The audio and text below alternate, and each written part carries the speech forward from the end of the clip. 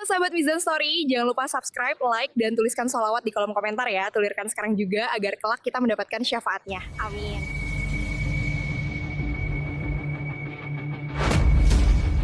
Assalamualaikum warahmatullahi wabarakatuh. Selamat datang kembali di channel Mizan Story, tempat di mana kisah nyata, inspiratif, dan cerita fiktif penuh hikmah kami sajikan untuk Anda semua. Tapi sebelum kita mulai kisah hari ini, tekan tombol subscribe, dan jangan lupa tuliskan sholawat di kolom komentar. Allahumma salli, ala Sayyidina Muhammad wa, ala alihi wa syahbini ajmain. Agar kita semua mendapatkan syafaat Rasulullah di hari akhir. Kali ini, kisahnya menggemparkan jagat maya. Beginilah kisahnya. Di sebuah sudut desa kecil di Kediri, Jawa Timur, suara gamelan mengalun lembut dari pendapa kayu yang tak pernah sepi. Di tengah irama itu, suara seorang anak perempuan terdengar begitu jernih, mengiris hati siapapun yang mendengarnya. Ia adalah Niken Salindri, gadis berusia 16 tahun yang lahir dari keluarga berdarah seni, ayahnya Dalang Gondo Supono, maestro wayang kulit Jawa, dan ibunya, Wiwin Arumita, seorang perias pengantin yang dikenal alim dan anggun. Sejak usia 6 tahun, Niken telah duduk bersimpuh di atas panggung, bersuara di balik temaram lampu minyak dan asap dupa. Niken bukan gadis biasa, suaranya adalah anugerah dari langit, melodi yang turun bersama hujan pertama, lembut namun tajam menembus hati. Ia tak pernah mengejar popularitas, hanya mengikuti suara hati dan restu ayah bundanya. Namun siapa sangka, ketulusan dan suara khasnya malah menjadikannya sorotan publik. Bahkan para kiai dan ustaz di Kediri pernah berkata, suara Niken mengandung adab. Ia tidak sekadar menyanyi, ia berdakwah lewat tembang. Tumbuh di antara wayang, gamelan, dan kitab-kitab kuning, Niken menginjak usia remaja dengan kehati-hatian yang luar biasa. Ia tak seperti remaja kebanyakan. Hari-harinya diisi dengan latihan sinden, membantu ibunya merias, dan mengaji selepas maghrib. Wiwin, sang ibu, selalu berkata, "Nak, suara itu bukan hanya untuk dunia. Pakailah untuk menuntun orang pulang pada budaya dan agama." Dan Niken memegang pesan itu sekuat nyanyian yang keluar dari dadanya. Namun hidup tak selalu semulus tembang dolanan. Banyak yang memandang remeh sinden muda berhijab. Dulu, saat Niken mulai tampil di acara hajatan, sebagian pelaku seni sempat menolak karena dianggap terlalu kecil dan terlalu alim. Tapi Niken tak menjawab dengan marah. Ia menjawab dengan suara, dan dari situ, satu demi satu mata terbuka, bahwa hijab bukan penghalang untuk menjadi pelita di tengah panggung budaya. Tahun itu, Kediri menggelar Festival Budaya Islam dan Wayang pertama kalinya pasca pandemi. Di antara deretan seniman yang diundang, nama Niken tertera paling atas.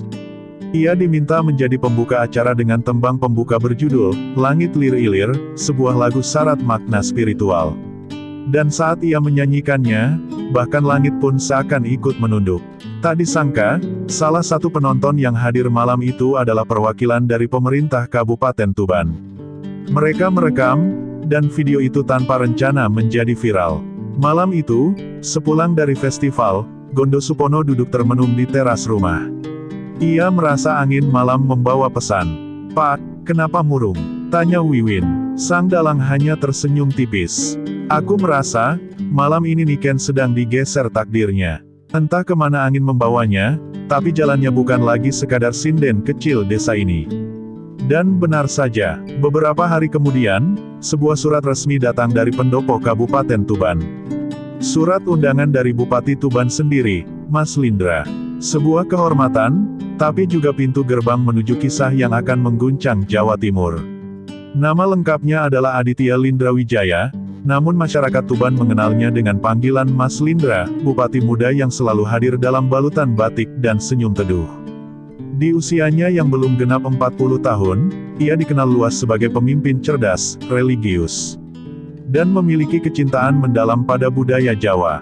Di bawah kepemimpinannya, pendopo kabupaten tak pernah sepi dari acara budaya yang berbalut syariat, dari sholawatan akbar, hingga pertunjukan wayang kulit semalam suntuk dengan dalang pilihan yang tetap menjaga adab Islam.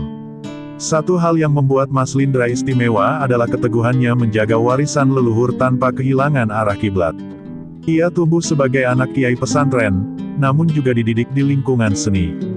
Di tengah gempuran budaya asing, Mas Lindra justru mendekat pada akar. Maka ketika ia tanpa sengaja melihat cuplikan video Niken Salindri dari Festival Budaya Kediri, hatinya seperti digugah.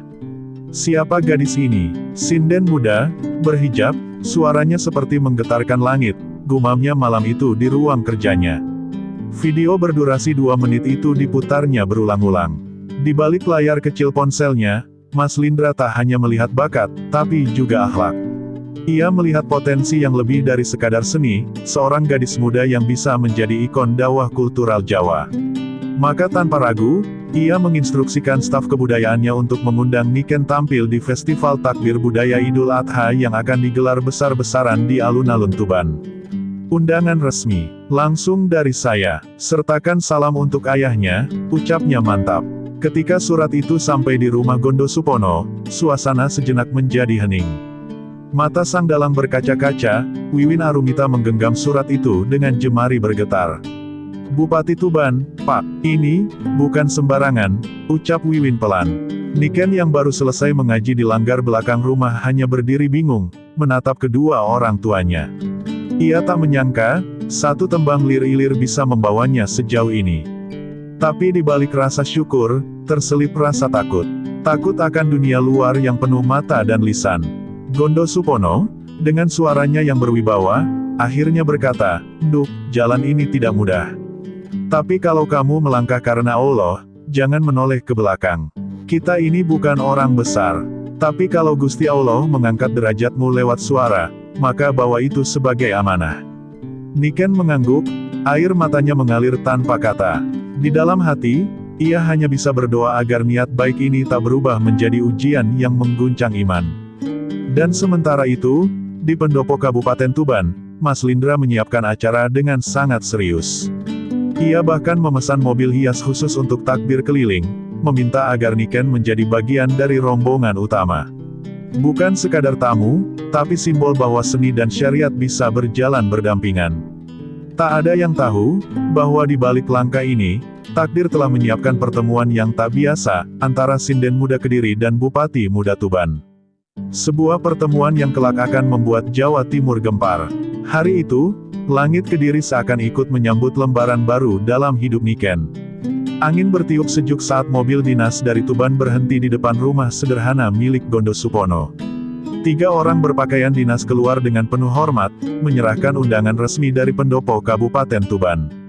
Di balik sampul bertuliskan emas itu, tertera undangan istimewa, kepada Ananda Niken Salindri. Dengan ini diundang sebagai tamu kehormatan sekaligus penampil utama dalam Festival Takbir Budaya Idul Adha, bersama Bupati Tuban.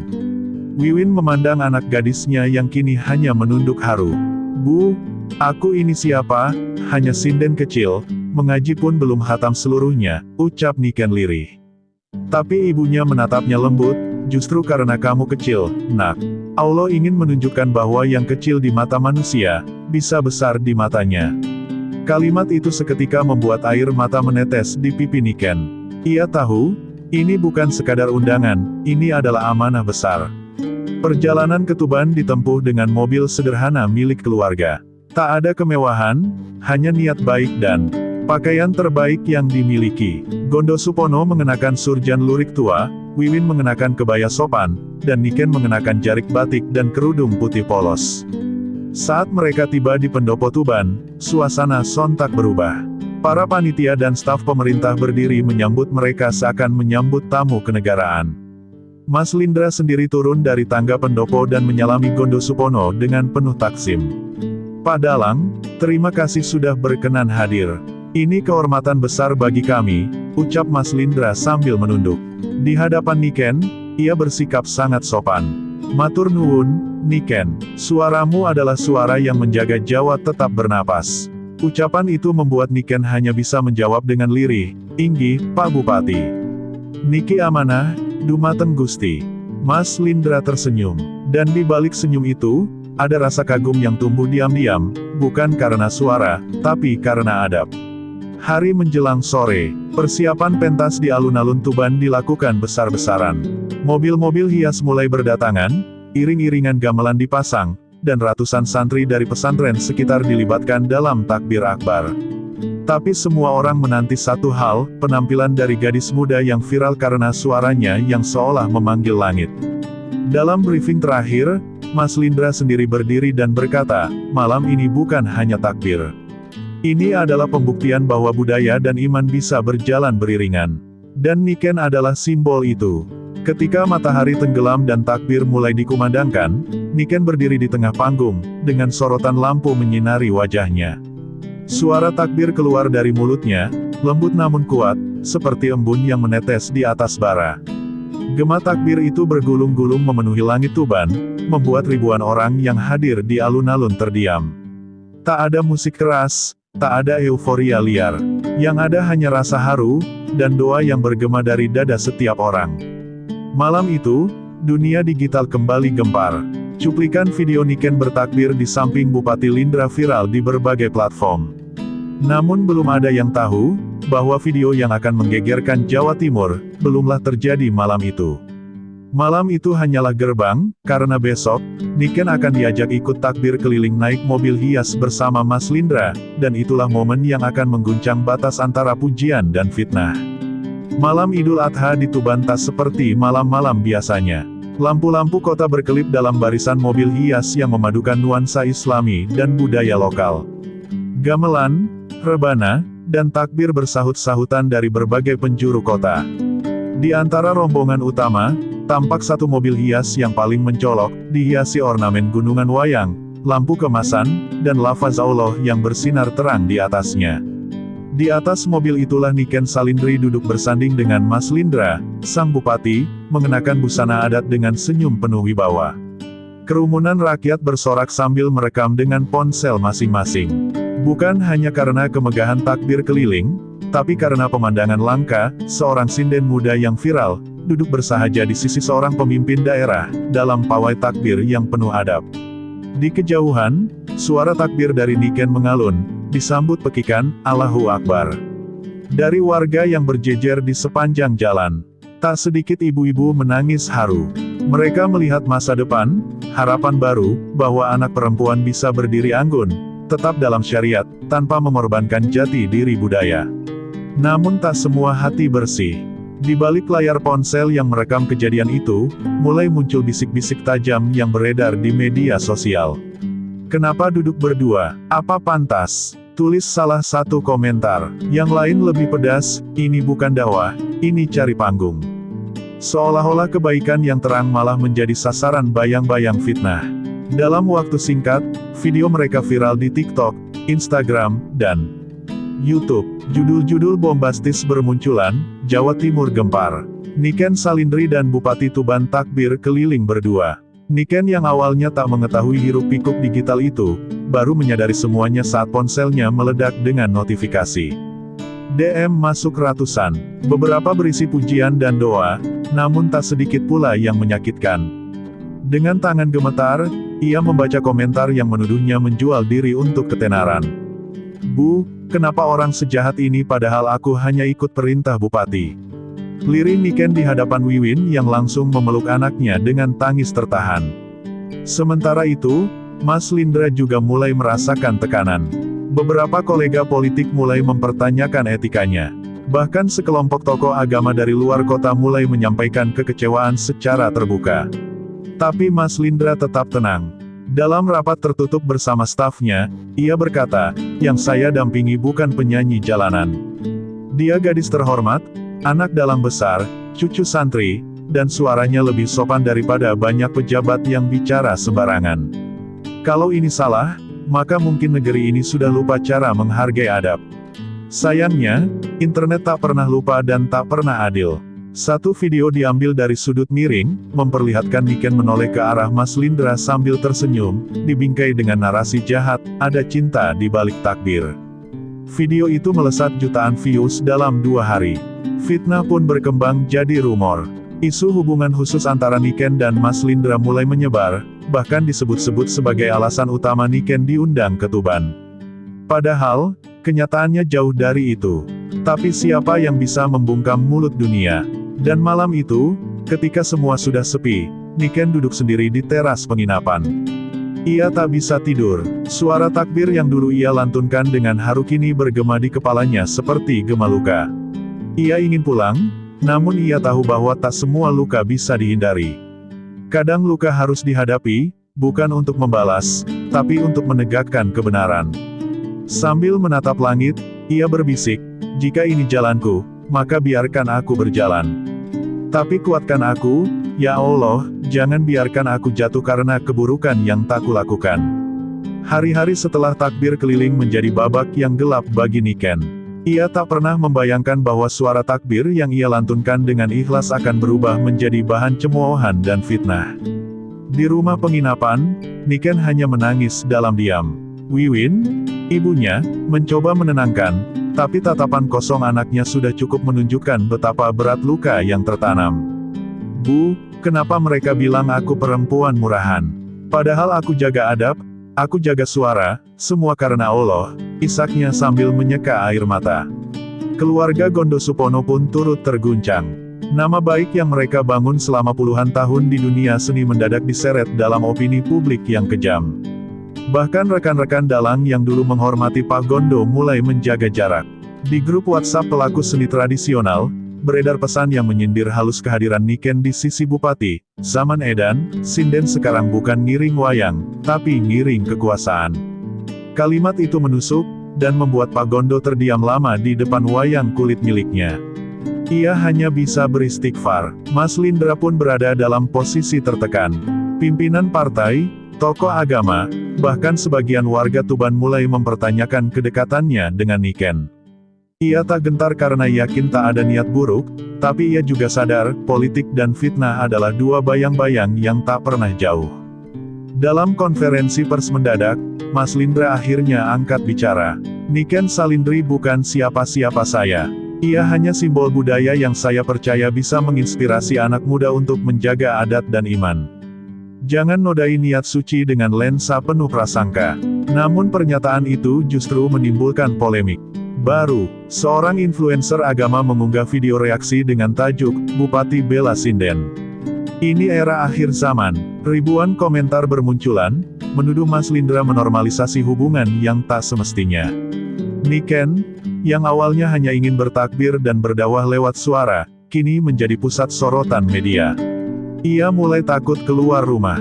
Bahkan santri-santri di tempat ia biasa mengaji mulai menjauh, seolah ikut terbawa arus opini yang belum tentu benar. Suatu malam, Niken nekat mendatangi pendopo Tuban tanpa pemberitahuan. Ia berdiri di halaman luas itu, membawa selembar surat. Ketika Mas Lindra menyambutnya, Niken menunduk dan berkata lirih, "Pak, izinkan saya pamit. Saya tak ingin nama saya mencoreng panjenengan, atau mencemarkan marwah kota ini." Mas Lindra terpaku. Wajahnya tegas, tapi sorot matanya menyimpan kekecewaan mendalam. "Niken, justru kamu yang mengangkat wajah kota ini. Tapi jika itu keputusanmu, aku hormati. Aku hanya berharap kamu tak berhenti bersuara, meski dunia ingin mematikanmu." Malam itu, Niken pulang ke Kediri tanpa pengawalan, hanya ditemani ibunya. Mobil melaju pelan di tengah hujan gerimis. Niken menatap jendela mobil, melihat kilau lampu kota Tuban menjauh perlahan, seperti harapan yang ikut pudar. Ia memeluk keras Al-Quran kecil di pangkuannya. "Ya Allah, jika ini fitnah karena aku ingin membawa budaya ke jalanmu, maka jangan biarkan aku membenci orang yang memfitnahku. Tapi jika ini teguran, ampuni aku dan tunjukkan jalanku kembali." Suaranya lirih, tapi doa itu naik ke langit, melebihi suara fitnah yang menggelegar di bumi. Dan dari kejauhan, di pendopo yang sepi, Mas Lindra berdiri di teras sendirian. Ia menatap langit Tuban yang mendung, lalu berbisik lirih, "Kau bukan siapa-siapa, Niken. Tapi kau telah mengajarkan kami tentang adab, tentang keberanian menjaga suara di tengah badai. Maafkan kami, yang tak mampu menjagamu." Hari-hari di Kediri kembali sunyi, tapi kali ini berbeda. Niken Salindri bukan lagi gadis ceria yang sibuk menghafal tembang macapat dan bersiap tampil di panggung wayang. Ia lebih banyak diam, lebih sering menatap langit dari teras rumahnya. Namun di balik diamnya itu, hatinya sedang menenun luka menjadi kekuatan. Ia tahu, jika ia diam terlalu lama, maka dunia akan menguburnya hidup-hidup dengan cerita yang bukan miliknya. Suatu siang, Ketika Pak Gondo Supono tengah merapikan wayang di pendapa rumah, Niken datang membawa lembaran puisi berjudul Adab Suara. Ia menyerahkannya kepada sang ayah, lalu berkata lirih, "Pak, bolehkah Niken menyinden lagi? Tapi bukan di panggung besar. Bukan untuk bupati. Bukan untuk viral. Tapi untuk Allah. Untuk membuktikan bahwa suara ini belum mati." Pak Gondo menatap dalam mata anak gadisnya. Ia melihat tekad yang jauh lebih kuat dari sebelumnya, tekad yang dibakar oleh luka, tapi disiram oleh iman. Dan hari itu, Gondo Supono mengambil keputusan besar. Ia menggelar wayangan lelakon Semar Bangkit di balai desa, dengan Niken sebagai sindennya. Tak ada sponsor, tak ada sorotan kamera besar, hanya warga desa, santri-santri kecil, dan para pecinta seni yang datang karena cinta. Niken mengenakan kebaya putih dan kerudung sederhana. Tak ada makeup mencolok, tak ada properti mewah. Tapi ketika suara sinden keluar dari mulutnya, langit seolah diam mendengarkan. Suara itu bukan hanya merdu, tapi mengandung luka, doa, dan keberanian. Rekaman pertunjukan kecil itu diunggah diam-diam oleh seorang santri ke media sosial. Tanpa sensasi, tanpa judul clickbait. Tapi justru karena itulah, video itu menyebar pelan-pelan seperti air wudhu yang membasahi bumi kering. Orang-orang yang dulu menghujat mulai terdiam. Komentar-komentar berganti nada, "Dia tak membalas, dia menyinden, ini baru perempuan yang menjaga marwah suara." Bahkan seorang ustadz di pesantren besar menyampaikan dalam ceramahnya, "Jika ada yang harus belajar dari Niken Salindri, maka belajarlah bagaimana ia menjaga lisan ketika seluruh dunia menyakitinya." Sementara itu, dari jauh di Tuban, Mas Lindra menyimak semua itu diam-diam. Ia tak lagi mencoba membela Niken di media. Ia tahu, suara Niken kini sudah lebih kuat dari pembelaan siapapun. Ia hanya mengirim surat, dititipkan pada seorang panitia pagelaran budaya, "Kau benar, Niken. Suara suci tidak perlu panggung megah. Dan kadang, jalan sunyi adalah jalan paling terang." Surat itu sampai ke tangan Niken setelah pertunjukan selesai. Ia membacanya dalam diam, lalu tersenyum tipis, untuk pertama kalinya setelah berhari-hari menangis. Namun dunia tak pernah benar-benar tenang. Di tengah sorotan yang mulai membaik, muncul tawaran-tawaran dari stasiun TV, iklan, hingga undangan dari pejabat luar kota. Mereka ingin menjadikan Niken ikon, perempuan religius modern. Tapi Niken tahu, jalan ini tak bisa dilangkahi dengan gegabah. Ia duduk bersama kedua orang tuanya, lalu berkata, "Aku bukan milik kamera. Suara ini hanya milik Allah. Jika aku naik lagi, biarlah itu karena niatku menjaga budaya dan syariat, bukan karena sorotan yang fana." Dan malam itu, di kamar kecilnya, Niken membuka Al-Quran kecil yang selalu ia bawa sejak takbir keliling. Ia membacanya perlahan, lalu menulis sebuah pesan dalam buku hariannya, "Mereka bisa memfitnah suaraku, tapi mereka tak akan pernah bisa mencabut niatku. Karena suara yang lahir dari adab dan iman, akan terus hidup, meski dunia mencoba membungkamnya." Beberapa pekan setelah pertunjukan sederhana di desa, kabar tentang Niken Salindri kembali menjadi perbincangan. Tapi kali ini, bukan karena kontroversi, melainkan karena keteguhannya menjaga adab dan kesederhanaan di tengah badai popularitas. Tawaran dari televisi nasional dan produser musik berdatangan, bahkan sebuah universitas Islam ternama memberikan beasiswa penuh padanya untuk mendalami seni dan dakwah. Namun di balik semua itu, ada satu surat yang membuat jantung Niken berdegup lebih kencang, sebuah undangan pribadi dari Mas Lindra, untuk tampil di Malam Kebudayaan Tuban dengan tema, Budaya Dalam Iman. Surat itu singkat, tapi berat maknanya. Mas Lindra menulis, "Jika kau ingin bersuara lagi di panggung Tuban, datanglah bukan karena aku memanggilmu, tapi karena keyakinanmu bahwa suara itu milik rakyat." Niken membaca surat itu berkali-kali. Bukan karena ia ragu pada panggungnya, tapi karena di dalam dirinya kini tumbuh rasa yang tak ia pahami, antara hormat, rasa kagum, dan sesuatu yang lebih dalam kepada sosok pemimpin yang dulu dibelanya, lalu ditinggalkannya dalam badai. Wiwin, sang ibu, menyarankan agar Niken menimbang dengan hati jernih. Pilih jalanmu bukan karena panggung besar atau karena siapa yang menunggu di sana, tapi karena apa yang kau perjuangkan sejak awal, suara yang suci. Niken mengangguk, tapi malam itu ia gelisah. Ia menulis dalam jurnalnya, Ya Allah, jika perasaanku mulai menggiring langkahku, tolong luruskan. Jika panggung itu mengembalikan marwah suara, izinkan aku kembali. Tapi jika hanya akan melukai lagi, jauhkan aku dari niat yang tak kau ridhoi. Keputusan akhirnya dibuat di pagi buta setelah tahajud yang panjang. Niken memutuskan untuk datang ke Tuban. Tapi ia menolak segala fasilitas, tak mau dijemput, tak mau dibayar, tak mau didandani. Ia hanya ingin datang sebagai Niken, bukan tokoh, bukan sinden selebriti, bukan simbol perempuan ideal. Ia hanya membawa suara dan kehormatan. Malam pementasan tiba, ribuan orang hadir, termasuk tokoh budaya, pejabat daerah, hingga ulama dari luar kota. Namun semua mata hanya tertuju pada satu titik, sosok gadis berkebaya putih dengan suara yang menggetarkan hati. Ketika Niken membuka suara, membawakan tembang, ilir-ilir, dalam langgam Macapat, Tuban kembali hening. Suara itu bukan hanya nyanyian, tapi seruan hati, seruan kejujuran, dan penegasan bahwa budaya tak perlu menjual diri untuk didengar. Di akhir tembang, ia mengucap satu kalimat yang membuat pendopo bergemuruh, suara perempuan tak selalu harus lantang. Tapi bila dijaga dalam iman, maka ia bisa menjadi cahaya, bukan hanya gema. Usai pertunjukan, Mas Lindra datang menghampiri dengan senyum tenang. Ia tidak menyentuh, tidak menatap terlalu lama, hanya berkata lirih, "Terima kasih sudah kembali, bukan untukku, tapi untuk rakyat." Niken menatap mata pria itu, lalu menunduk, "Saya hanya ingin menyelesaikan yang belum selesai. Bukan cinta, tapi pengabdian." Mereka berpisah malam itu, tanpa janji, tanpa kata manis, hanya dengan doa dalam hati masing-masing, agar takdir yang terbaik ditetapkan oleh Yang Maha Kuasa. Dan malam itu, di antara bintang-bintang yang bersinar di atas langit Tuban, Niken tahu, ia tak memilih cinta yang fana, tapi jalan pengabdian yang panjang. Dan di jalan itu, mungkin ia akan berjalan sendiri, tapi tak pernah sepi, karena suara dalam dirinya kini telah menjadi cahaya yang menuntunnya pulang ke fitrah. Hari-hari setelah pertunjukan di Tuban menjadi sunyi namun tenang. Tidak lagi ada gemuruh sorotan media, tidak ada undangan berderet-deret, dan tak ada suara sumbang yang memekakkan telinga.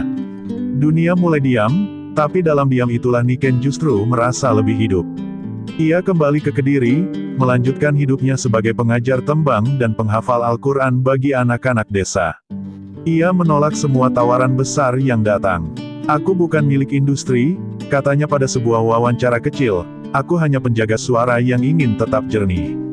Namun Allah tidak pernah menutup jalan bagi hambanya yang ikhlas. Suatu hari, undangan datang dari pesantren besar di Jawa Timur. Bukan untuk tampil, tapi untuk menjadi pengisi tetap pelatihan seni Islami berbasis budaya lokal. Niken menangis saat membaca isi surat itu. Baginya, ini bukan panggung, ini mihrab. Bukan ruang hiburan, tapi medan ibadah. Ia melihat ini bukan sebagai akhir karirnya sebagai seniman, tapi sebagai awal hidupnya sebagai abdi ilmu dan iman. Di tengah aktivitas barunya itu, Niken sesekali masih menulis puisi dan tembang.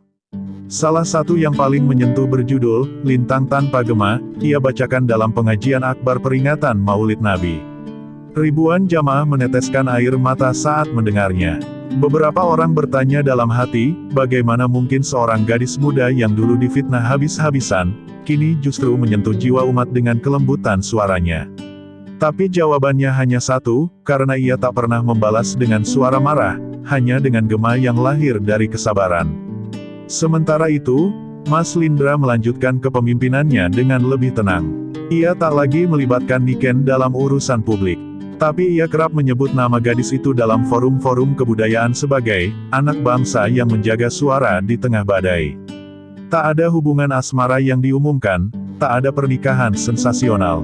Namun di salah satu acara keagamaan, seorang ulama tua sempat berbisik pada Mas Lindra, cinta yang dijaga oleh iman, meski tidak bersatu di dunia, akan dipertemukan Allah dalam keberkahan. Mas Lindra hanya tersenyum, memandang langit malam Tuban yang semakin sepi. Dan di suatu sore, ketika langit Kediri mulai berwarna jingga, Niken duduk di teras rumahnya, menyuapkan makanan pada anak-anak yatim yang ia asuh di TPA kecil binaannya. Suara tawanya pelan, lembut, tapi menyembuhkan. Seorang anak bertanya polos, "Mbak Niken, kenapa suaramu beda?" Nggak kayak penyanyi-penyanyi di TV. Niken tersenyum dan menjawab, karena suara yang baik bukan yang bikin ramai, tapi yang bikin hati. Tenang, malam itu, Niken berdiri sendirian di atas bukit kecil, menghadap langit. Ia membaca Al-Fatihah, lalu melantunkan satu bait terakhir dari puisi yang belum pernah ia publikasikan, jika dunia tak mampu memahami suara ini, biarlah langit yang menjadi saksi, bahwa aku pernah bersuara bukan untuk didengar, tapi untuk menyampaikan amanah darinya. Dan begitulah Niken Salindri, bukan sekadar sinden, bukan sekadar simbol, bukan sekadar nama viral. Ia adalah suara, suara yang tak bisa dibungkam, suara yang menuntun umat kepada cahaya. Sebuah perjalanan batin seorang perempuan muda yang memilih diam dalam kehormatan, memilih suara yang jernih daripada tepuk tangan yang memekakkan, dan membuktikan bahwa cinta sejati adalah ketika kita saling menjaga, meski tak selalu bisa bersama. Semoga cerita ini bisa menjadi pelajaran bahwa tak semua yang viral itu nyata, dan tak semua yang sederhana itu kecil. Terkadang, justru yang sunyi menyimpan cahaya paling terang. Cerita ini sepenuhnya adalah karya fiksi yang dibuat untuk tujuan hiburan, edukasi, dan inspirasi. Tokoh, nama, tempat, dan kejadian di dalam video tidak merujuk atau mewakili individu atau kejadian nyata secara langsung. Jika ada kesamaan, itu murni kebetulan dan bukan unsur kesengajaan dari kami. Kami tetap berkomitmen menjunjung tinggi nilai etika, adab, budaya luhur Jawa, dan prinsip-prinsip Islam dalam setiap konten yang kami hadirkan. Terima kasih sudah menonton hingga akhir. Jangan lupa untuk like, share, subscribe, dan tuliskan sholawat di kolom komentar agar kita semua mendapat syafaat Rasulullah di hari akhir nanti. Sampai jumpa di kisah inspiratif berikutnya. Wassalamualaikum warahmatullahi wabarakatuh.